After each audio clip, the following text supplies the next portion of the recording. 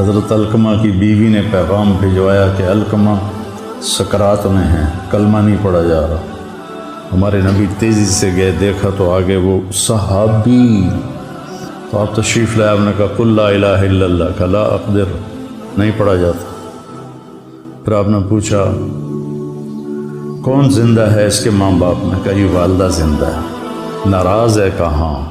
تو آپ نے پیغام بھیجا ام علقمہ میں آ جاؤں کہ تم آتی ہو؟ کہا جی میں آ جاتی ہوں۔ وہ آئیں تو آپ نے کہا علقمہ سے ناراض ہو؟ اب یہ دھیان سے سننا۔ کہا جی ناراض ہوں۔ کیوں ناراض ہو؟ کہ یا رسول اللہ اس کے دین کا گلہ کوئی نہیں ہے، میری ناراضگی ہے کہ مجھ سے بدتمیزی سے بات کرتا۔ آپ نے کہا معاف کرتی ہو؟ کہا نہیں میرا دل نہیں کرتا۔